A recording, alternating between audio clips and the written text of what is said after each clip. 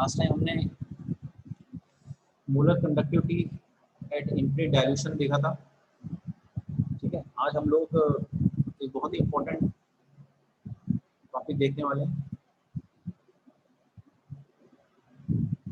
और वो है डिबाय हकल इक्वेशन।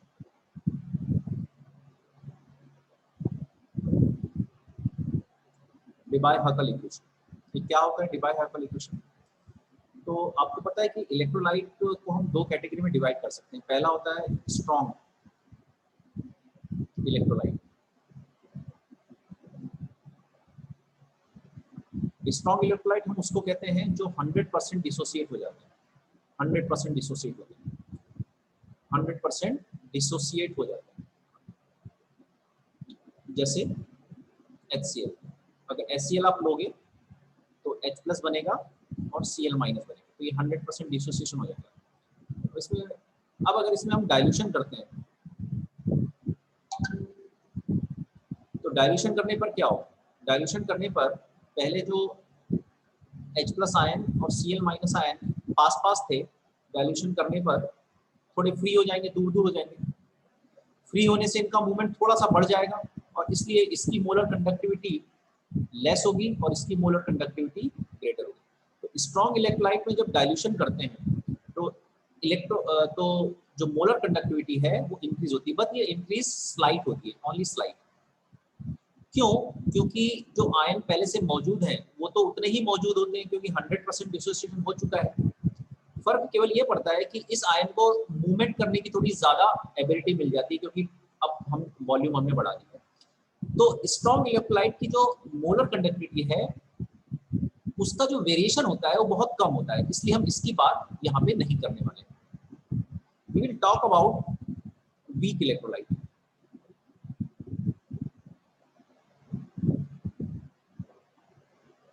वीक इलेक्ट्रोलाइट की क्या खासियत होती है?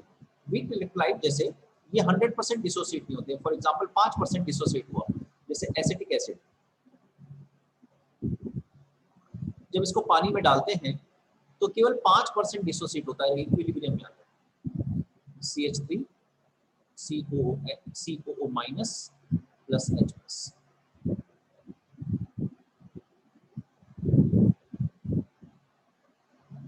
तो केवल 5% डिसोसिएट होता है। इसका ये मतलब है कि 95% तो ये बना रहता है, केवल 5% यहाँ पे ये दोनों होते हैं। ये इसका मतलब,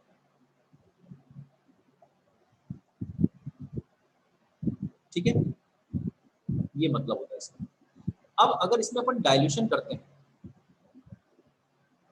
तो आप लोगों ने 11th क्लास में केमिकल इक्विलिब्रियम चैप्टर में, मुझे याद है मैंने पढ़ाया हुआ है आप लोगों को, एक पोस्टवाल्ड डाइल्यूशन लॉ आपने पढ़ा होगा।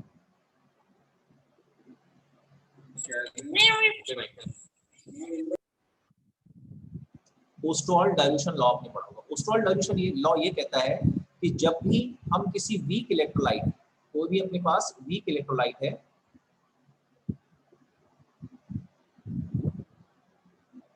इसका अपन डाइल्यूशन करते हैं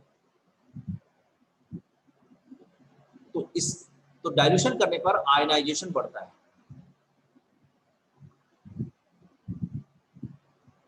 ये कहलाता है पोस्टवाल्ड डाइल्यूशन लॉ।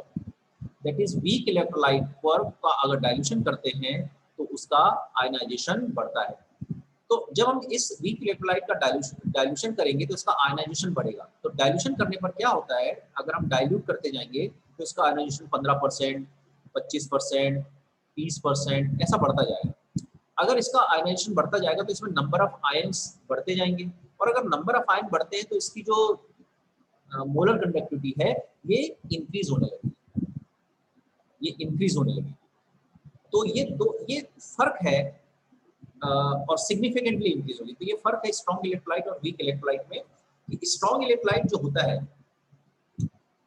वो 100% डिसोसिएट होता है, और क्योंकि वो 100% डिसोसिएट होता है तो उसका डाइल्यूशन करने पर जो उसकी कंडक्टिविटी है, मोलर कंडक्टिविटी है, वो ना के बराबर इंक्रीज होती है, उसमें बहुत ज्यादा फर्क नहीं पड़ता है। तो do not talk about strong electrolyte here. We talk about weak electrolyte here. Weak electrolyte क्या होता है? Weak electrolyte वो होता है जिसकी जो मोलर कंडक्टिविटी है वो सिग्निफिकेंटली इंक्रीज होती है, और उसका मेन कारण ये होता है कि जो वीक इलेक्ट्रोलाइट होता है उसका जो डाइल्यूशन करने पर उसके आयन बढ़ते जाते हैं। अगर नंबर ऑफ आयन्स बढ़ेंगे तो ज्यादा चार्ज कैरियर होंगे, ज्यादा चार्ज कैरियर होंगे तो मोलर कंडक्टिविटी इंक्रीज होगी। सो इसके आगे हम जितना भी बात करेंगे will talk about mainly of weak electrolyte. यहाँ तक अगर चीजें समझ में आ गई हो तो मैं आगे बढ़ता हूँ। यस या नो लिख के बताएं आप लोग।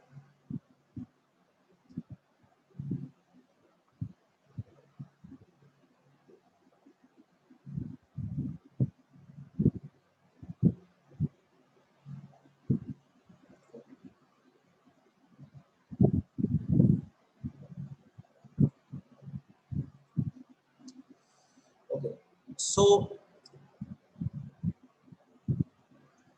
the molar conductivity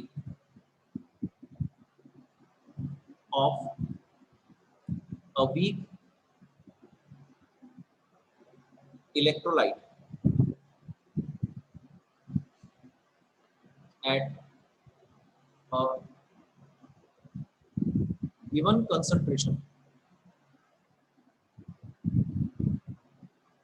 C is given by delta m। ये मोलर कंडक्टिविटी है एट एनी कंसंट्रेशन, ये मैंने आपको बता चुका हूँ। मोलर कंडक्टिविटी है इन्फिनिट डाइल्यूशन या zero concentration minus a under root C. a यहाँ पे एक कांस्टेंट है जो डिपेंड करता है टाइप ऑफ इलेक्ट्रोलाइट कौन सा है, टेम्परेचर क्या है। c यहाँ पे कंसंट्रेशन, ठीक है। इसमें ये है molar conductivity at a given concentration C। ये जो C है ये वाला, ठीक है, ये वाला जो C है उस पर कंसंट्रेशन, और ये जो है ये है molar conductivity eight infinite dilution. C जो है वो कंसंट्रेशन है और A जो है वो एक कांस्टेंट है, और ये डिपेंड करता है टाइप ऑफ इलेक्ट्रोलाइट। ये जो इक्वेशन हमको मिला, this equation is called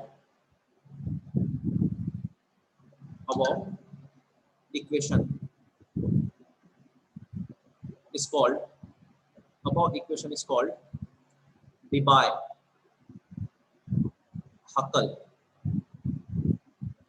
equation. Above equation is called Debye-Huckel equation. ठीक है।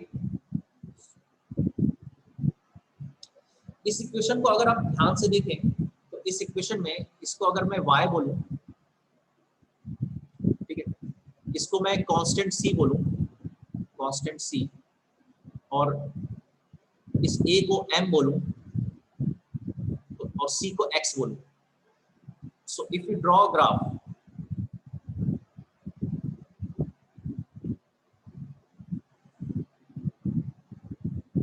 तो ग्राफ कैसा आना चाहिए, इसको थोड़ा आप समझें ग्राफ कैसा आएगा। देखो ये एक y is equal to mx plus c का ग्राफ है, जहां c तो ये कांस्टेंट है, और आपको पता है ये जो किसी भी ग्राफ में जो ये कांस्टेंट होता है, जैसे y इज इक्वल टू अगर हम mx प्लस c का एक ग्राफ खींचते हैं, ये ग्राफ का मतलब क्या होता है, m तो स्लोप बताता है सी ये बताता है कि जब x 0 होगा मतलब y एक्सिस को कहाँ कट करेगा, इस तरह का ग्राफ आता है। ये वाला जो पार्ट है ये सी कहलाता है, इतना पार्ट, ठीक है। अच्छा, अगर इसी ग्राफ को अपन ऐसा कर लें तो इसका स्लोप पॉजिटिव होता है, इसका m जो है वो पॉजिटिव है और इसका स्लोप जो है वो नेगेटिव होता है। मतलब ये ग्राफ किसका हो जाता है, माइनस एम एक्स प्लस सी का, ठीक है। और इसमें ये सी होता है ना। ये आई थिंक इतनी चीजें 12th में आने के बाद आई होप आपको पता होनी चाहिए, ग्राफ वगैरह, ठीक है। तो ये अगर देखिए ग्राफ भी माइनस वाला है ग्राफ, तो ये कैसा आएगा, डाउनवर्ड आएगा, इस तरह का ग्राफ आएगा। ये ग्राफ इस तरह का आता है, ये इस तरह का। इस ग्राफ की क्या खासियत होती है, इस ग्राफ की ये खासियत होती है कि इसका जो स्लोप होता है वो नेगेटिव हो जाता है ना। स्लोप थोड़ा सा ज्यादा मैथमेटिक्स में हम लोग नहीं जाते हैं, स्लोप की डेफिनेशन वगैरह हम लोग basic maths in physics 11th class में पढ़ते हैं और इतना आपको स्लोप वगैरह आना चाहिए, graph slope, basic maths, differential integration, biology वाले स्पेशली आपको ये जानकारियाँ होनी चाहिए, है ना। किसी भी ये ऐसी लाइन है तो पॉजिटिव एक्स एक्सिस से ये जो एंगल बनाया गया है इसको अपन इस एंगल के टेन थीटा को स्लोप कहते हैं। अगर ये 90 से ज़्यादा होता है, यहाँ भी 90 से ज़्यादा है देखो ये एंगल, तो स्लोप नेगेटिव कहलाता है। तो ये स्लोप है और यहाँ स्लोप की जगह अगर आप देखें तो ए है तो ये माइनस ए इसका स्लोप होता है, ठीक है। और ये यहाँ जो कट कर रहा है, इस कट करने की क्या खासियत है, ये वाई है, ये एक्स है। तो एक्स पर अपन ने किसको शो किया है, अंडर रूट सी को। तो इस वाई एक्सिस पे अंडर रूट सी क्या हो गया है, 0। यहाँ पे अंडर रूट सी की वैल्यू क्या है, इस पूरे पर 0 है ना। तो अंडर रूट सी अगर 0 करेंगे डेल्टा एम किसके बराबर हो जाएगा, डेल्टा एम नॉट के बराबर। तो यहाँ डेल्टा एम नॉट आ जाएगा। तो ये ग्राफ होता है डिबाय-हकल इक्वेशन का। ये जो डिबाय-हकल इक्वेशन है ये केवल वीक इलेक्ट्रोलाइट के बारे में जानकारी हमको देता है, ठीक है। इस डिबाय-हकल इक्वेशन की सबसे बड़ी खासियत क्या है, सबसे बड़ी खासियत ये है कि मान लो अगर एक हमने कोई केसीएल लिया, मान लो केसीएल, अब मुझे इसका डेल्टा एम नॉट निकालना है, मतलब इन्फिनिट डाइल्यूशन पर इसका मोलर कंडक्टिविटी निकालना है। तो इन्फिनिट डाइल्यूशन तो प्रैक्टिकली कभी पॉसिबल ही नहीं है। क्यों पॉसिबल नहीं है इन्फिनिट डाइल्यूशन प्रैक्टिकली, बिकॉज जो इन्फिनिट डाइल्यूशन है उसका मतलब क्या है, इन्फिनिट डाइल्यूशन का ये मतलब है कि इन्फिनिट पानी मिला दिया गया। इन्फिनिट पानी तो कभी मिला ही नहीं सकते, तो ये प्रैक्टिकली तो निकालना बड़ा मुश्किल है। इसको थ्योरेटिकली हम निकाल सकते हैं।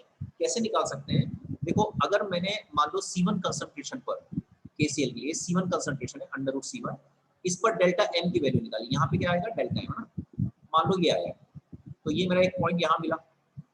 इसी तरह से अंडर रूट C2 के कंसंट्रेशन पर मैंने एक और वैल्यू निकाला, तो मान लो यहाँ पे मिला है पॉइंट, ठीक है, ये 2 पॉइंट मिल गए। अब मुझे ये 0 कंसंट्रेशन तक जाने की जरूरत नहीं है। अगर इसी लाइन को आगे बढ़ाएं, इन दोनों से मिलाने वाली लाइन को हम आगे बढ़ाएं, ये कहीं ना कहीं तो मिलेगी, जहां पे भी मिलेगी वो मुझे डायरेक्टली क्या दे देगा, ये वाला पॉइंट डायरेक्टली मुझे लैम्डा एम नॉट की वैल्यू दे देगा। तो इस यहाँ पे हम स्केलिंग कर लेंगे और स्केलिंग करने के बाद यहाँ पहुंच जाएंगे तो हमको ये वाली चीज मिल जाएगी। तो ये इसकी एक बहुत इंपॉर्टेंट प्रॉपर्टी है कि वीक इलेक्ट्रोलाइट के लिए अगर आपको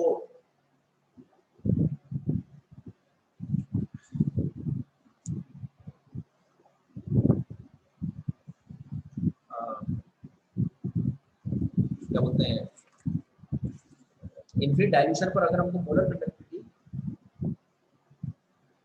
निकालनी है इस तरह से निकाल सकते हैं। मैंने एक थोड़ी सी मिस्टेक कर दिया यहाँ पे, ये भी हमें थोड़ी सी एक मिस्टेक हो गई है,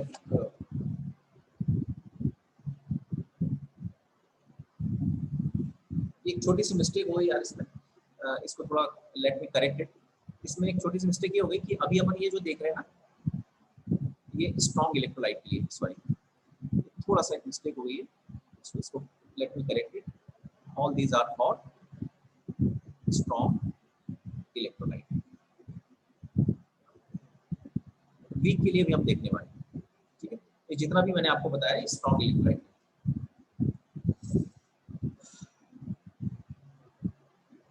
यहाँ तक समझ में आ गया?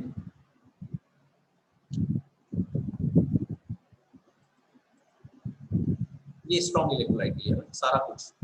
तो स्ट्रॉन्ग इलेक्ट्रोलाइट के लिए हम डेल्टा एम निकाल सकते हैं। स्ट्रॉन्ग इलेक्ट्रोलाइट के लिए हम डेल्टा एम ऐसा निकाल सकते हैं ना, ग्राफ से निकाल सकते हैं। क्यों ये वाला समझ में आया क्या? फिर मैं आगे बढ़ूं इसके बाद।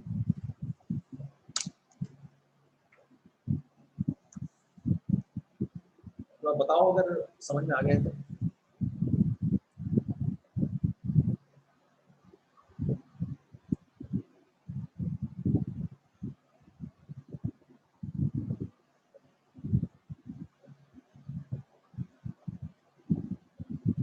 क्यों समझ में आए?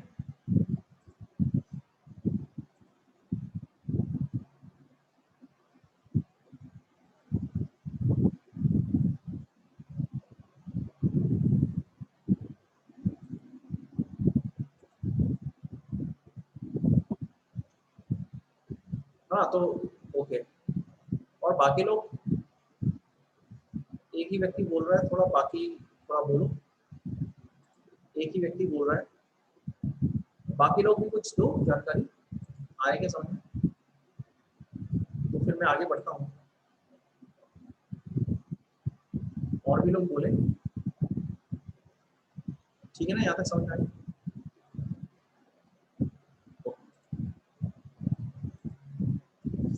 एक चीज इसमें छोटी सी और बताना है, जो यहाँ पे कांस्टेंट ए आता है, ये जो कांस्टेंट ए आता है, इसकी क्या खासियत है कांस्टेंट ए की?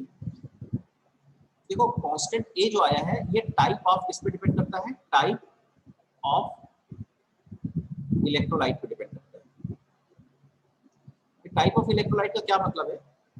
पहला तो टाइप ऑफ इलेक्ट्रोलाइट पे डिपेंड करता है और दूसरा टेम्परेचर पे भी डिपेंड करता है। टेम्परेचर बढ़ने पर आयनाइजेशन बढ़ता है। अच्छा एक चीज मैं थोड़ा सा बताना भूल गया, वैसे यहाँ से समझ देखो, अगर आप कंसंट्रेशन को इंक्रीज करते हैं, यहाँ पे इस कंसंट्रेशन को बढ़ाते हैं, अगर कंसंट्रेशन बढ़ाएंगे तो ये वाली वैल्यू क्या होगी? इंक्रीज होगी। और अगर ये इंक्रीज होगी तो ज्यादा माइनस होगा, इसलिए डिक्रीज होगी। तो डाइल्यूशन करने पर कंसंट्रेशन क्या होता है? डिक्रीज। अगर कंसंट्रेशन डिक्रीज होगा तो ये वाली वैल्यू क्या होगी?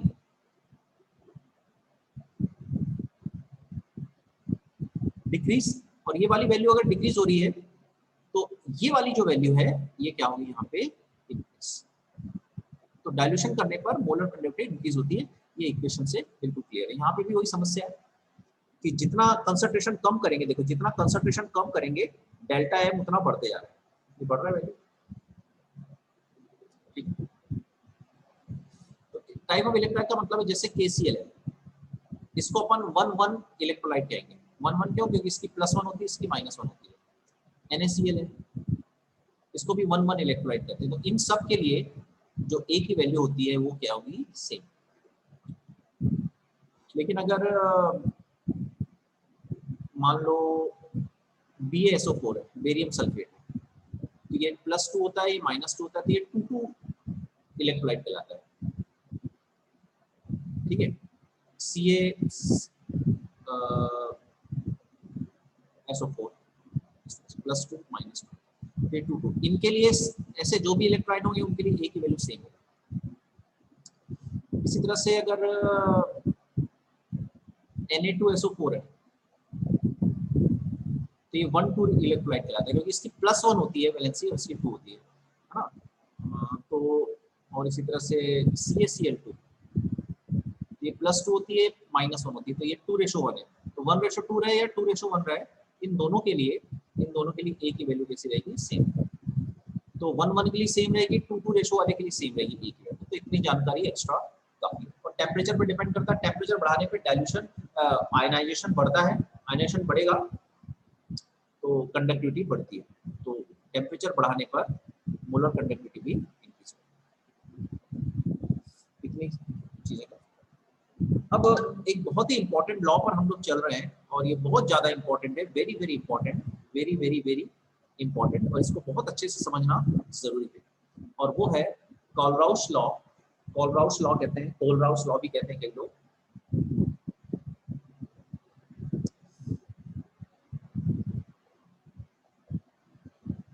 कोलराउश लॉ, इसको पहले डेफिनेशन लिख लेता हूं मैं, फिर मैं आपको समझाता हूँ इसको।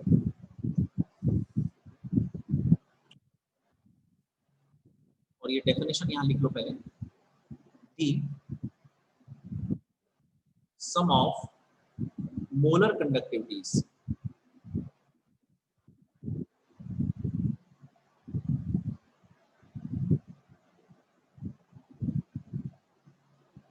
of an electrolyte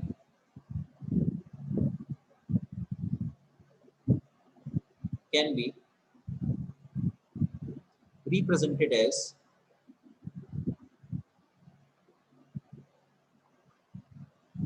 the sum of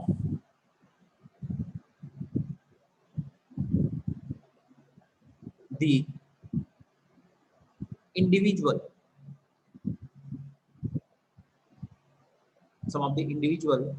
contributions of the anions and cations of the electrolyte.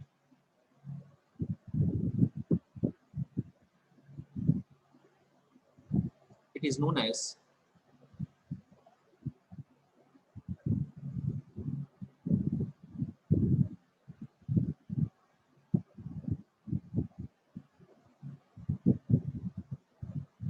Kohlrausch law of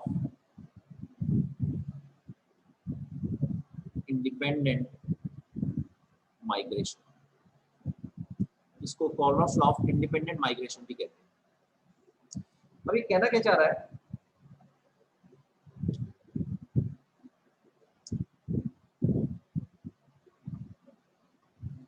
some of molar conductivity at infinite direction,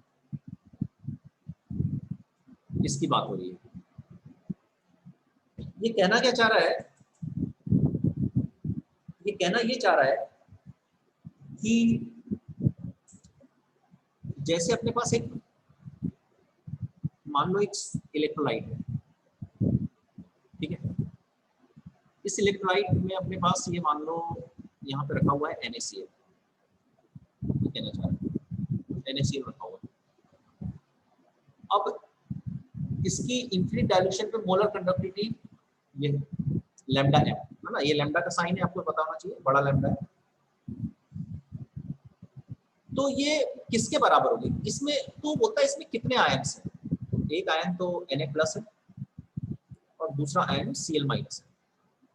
तो कहता है क्योंकि इनफिनिट डायल्यूशन की बात हो रही है, इनफिनिट डायल्यूशन का मतलब है पानी इतना ज्यादा है कि Na+ के सामने कभी Cl- आ ही नहीं पाता, क्योंकि Na+ के सामने अगर कभी Cl- आया तो Na+ जा रहा है अपना चार्ज लेके इलेक्ट्रिसिटी फ्लो कराने के लिए, और इधर से Cl- दोनों ऑपोजिट जाएंगे, क्योंकि प्लस माइनस की तरफ जाएगा और माइनस वाला प्लस की तरफ जाएगा, तो ये आ रहे हैं।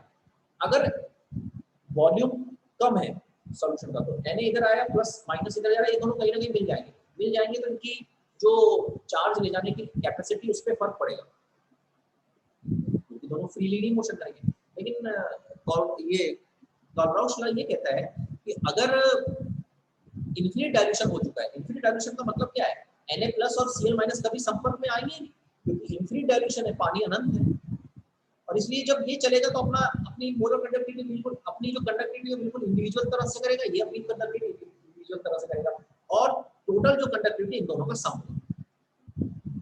तो अगर इनफिनिट डायल्यूशन है तो उसका कहना है कि जो मोलर कंडक्टिविटी ऑफ NaCl होगा उसमें जितने आयन्स हैं उनकी मोलर, अब इसको लैम्डा से, इसमें इसको स्मॉल लैम्डा से शो कर रहे हैं, है ना, अगर इंडिविजुअल का है तो स्मॉल लैम्डा से शो करते हैं, ये थोड़ा सा ध्यान, प्लस Cl माइनस, इन दोनों के सम के बराबर।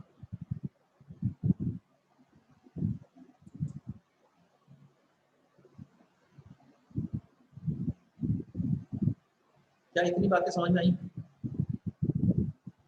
पहली चीज समझ में आ गई। जैसे मुझे अगर डेल्टा एम निकालना है, मान लो CaCl2 का, तो कैसे निकालूंगा? लैम्डा एम, तो lambda naught of Ca plus 2 into lambda naught of Cl minus. Cl minus में 2 का मल्टीप्लाई करना पड़ेगा। 2 का मल्टीप्लाई क्यों होगा Cl माइनस में? क्योंकि यहाँ 2 Cl माइनस मिलेंगे ना, इसका डिसोसिएशन होगा तो कितने होंगे?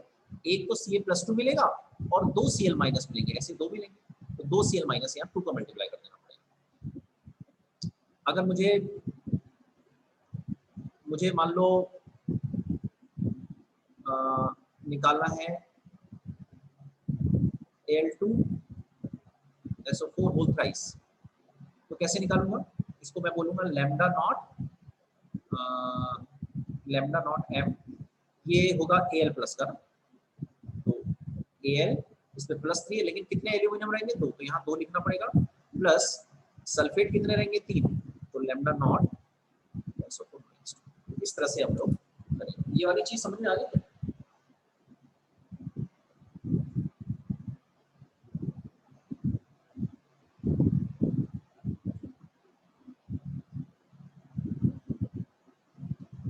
ये वाली चीज समझ में आ गई है यहाँ तक?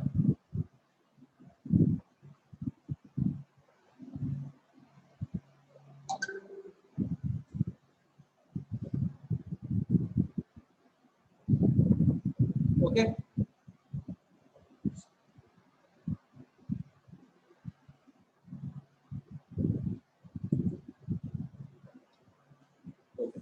so this is known as Colruy's law of independent migration।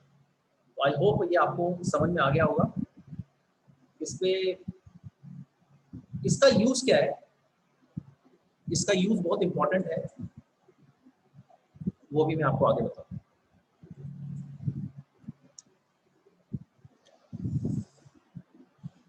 और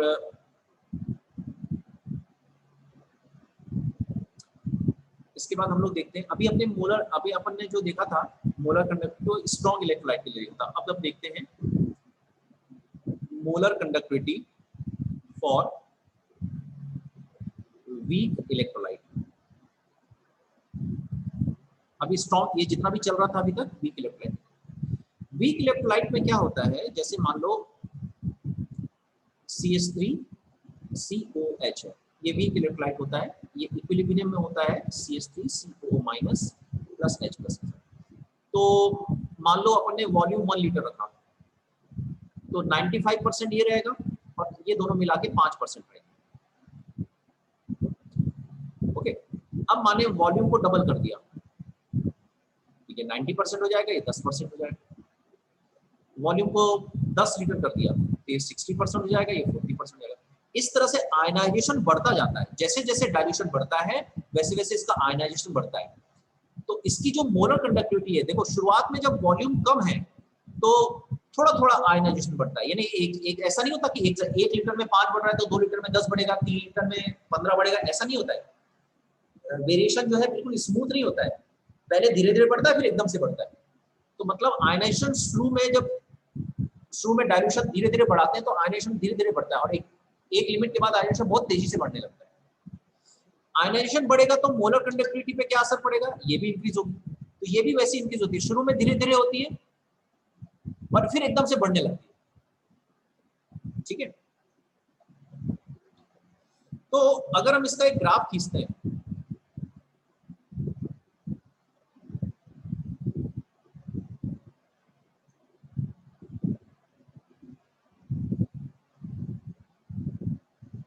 ठीक है, यहाँ पे अपन रखते हैं मोलर कंडक्टिविटी और यहाँ पे लगते हैं √C वही कंसंट्रेशन। तो जो ग्राफ आता है वो इस तरह से आता है ना।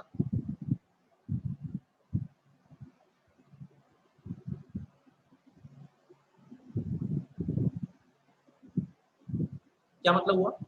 देखो जब स्ट्रॉन्ग इलेक्ट्रोलाइट अपन ने ड्रॉ किया था तो वो सीधा सीधा आया था ऐसा, और यहाँ पे टच हो गया था, जहां टच होता है वहां अंडर रूट सी जीरो हो जाएगा, जीरो कंसंट्रेशन पर ये इसकी क्या निकल जाएगी, मोलर कंडक्टिविटी, मतलब molar conductivity at infinite dilution, ये निकल जाएगा। लेकिन यहाँ पे क्या हो रहा है, यहाँ पे जो ग्राफ आ रहा है, जैसे जैसे कंसंट्रेशन कम किया जा रहा है, मतलब डायल्यूशन बढ़ाया जा रहा है, मोलर कंडक्टिविटी बढ़ रही है।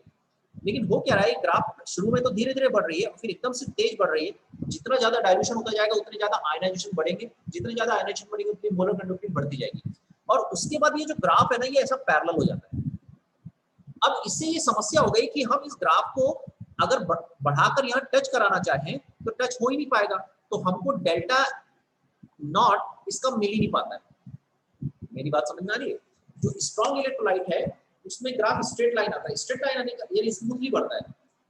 स्मूथली बढ़ने का क्या कारण है कि उसमें आयनेशन 100% हो चुका है, अब केवल आयन फ्री हो रहे हैं, तो वो स्मूथली बढ़ता है। तो अगर हम दो कंसंट्रेशन पे एक लाइन ड्रॉ कर दें तो यहाँ मिल जाएगा हमको कट, क्योंकि इन्फिनिट, क्योंकि डेल्टा एम नॉट निकालना प्रैक्टिकली तो पॉसिबल नहीं है ना, प्रैक्टिकली इन्फिनिट डायल्यूशन आप कैसे करोगे, तो उसका मिल जाता है। लेकिन इसमें क्या होता है, वीक इलेक्ट्रोलाइट में शुरू में आयनाइजेशन कम होता है, तो जैसे जैसे डायल्यूशन करते हैं तो दोनों काम एक साथ हो रहे हैं, आयन फ्री भी होते जा रहे हैं और नंबर ऑफ आयन भी बढ़ते जा रहे हैं। तो इसका ग्राफ शुरू में तो धीरे धीरे बढ़ता है, फिर एकदम से इसके बाद ये स्ट्रेट ऐसा ग्राफ हो जाता है।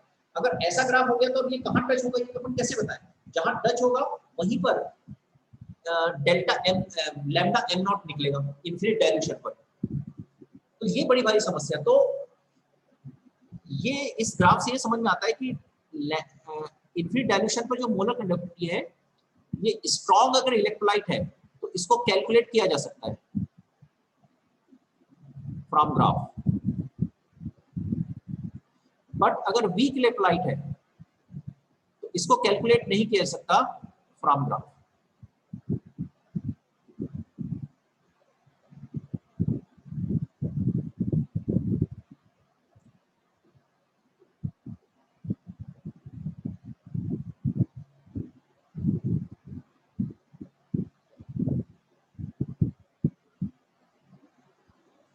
क्या इतनी बातें समझ में आ गई कि आपको? यस या नो बोले।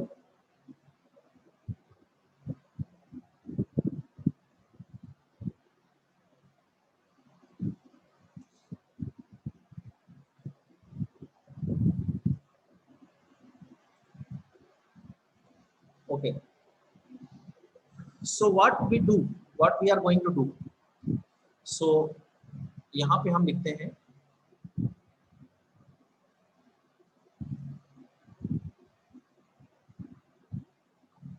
Law is used to calculate delta m naught for weak electrolyte। तो हम कॉलरॉस लॉ से डेल्टा एम नॉट निकालें, ठीक है। अब वो कैसे निकालेंगे, तो वो हमको सीखना है कैसे निकालेंगे, ठीक है क्या। उसको सीखने के लिए फिर हमको कॉलरॉस लॉ पे जाना पड़ेगा। So we